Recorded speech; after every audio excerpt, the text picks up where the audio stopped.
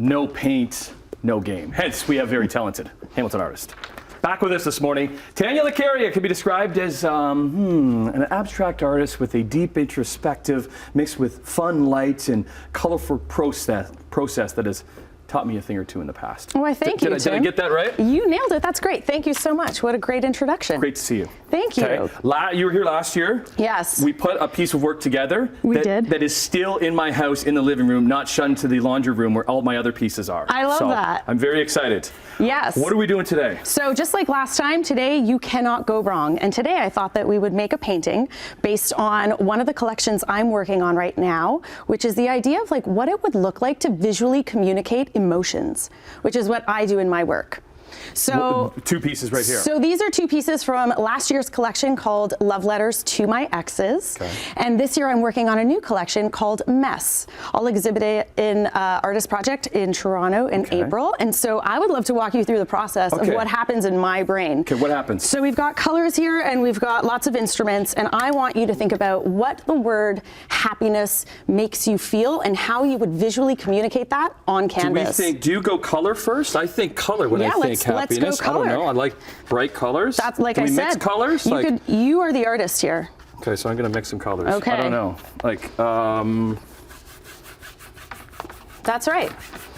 So if color makes you feel happiness, right? Yeah. I think like for me, if I'm trying to communicate emotion, I feel like there's a lot of like energy and sometimes texture, and so it can get in with a little bit of different tools. But it's leaking all over the place. That's okay. It's okay to make a mess. Sometimes emotions are messy, which leads me to maybe some of the more challenging emotions to think about, right? Like what would anger or sadness look like? Well, it's obviously there's black here, so we're gonna go black. Okay, I can grab black. This. You can go that. Yep. Okay, I'm gonna go that. Okay. Oh, I'm making a mess here. But that's okay. Again, mess is the point. I don't know, like. I remember last time you liked the roller, see? Yeah. So that was fun. And for me, some of the process when I'm creating is more about like using my body to actually emote. So I'm very expressive in the way that I apply the paint to the canvas. You have no idea what you're going to create when you started this. I don't know. That's correct. I'm an intuitive painter. Just like we're doing now, we're just seeing where the experience takes us, right? And I feel called to maybe like put a little drizzle here and put a little dab there, but there's no way to screw it up. You just keep working the painting. Okay. Do we want to get rid of the white? Do we like the white? What does white mean? How do you feel about the white? I don't know. I want to get rid of some of that white. Okay, let's do it. Okay, so I like blue. Why don't you make some stamping? Okay. Let's experience stamping. So you can get a whole mix of colors in there. I like to work with a variety on the same palette. So just like, yeah? Or just actual? That's great. See the way you kind of used a stamp in an unconventional way to make it a brush? I love that. I love that. Look at that. What a great teacher you are. You're a natural. You're a natural. Well, there's a lot of pressure. This has to have a home in your house as well. Do you teach classes? I am working on a workshop, actually. I was a little bit behind in planning to launch it for January, but it'll probably be coming out in the spring. Okay. And I think if you keep painting, you're just with what? You know what? I want you to try a brush, like a traditional style brush. What do we do? What do we do wrong as artists if we want to express something? Well, that's interesting. I think the only way you could do something wrong as an artist is to actually repress what you're feeling.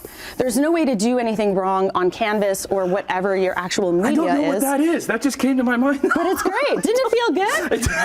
That's the point. It can feel really good. It doesn't have to be good or bad. The point is that you get the experience out. Okay, we're gonna get a little messy. We're gonna get some spray paint. Okay. I want you to get spray. I brought you some lace. I know you're a big fan.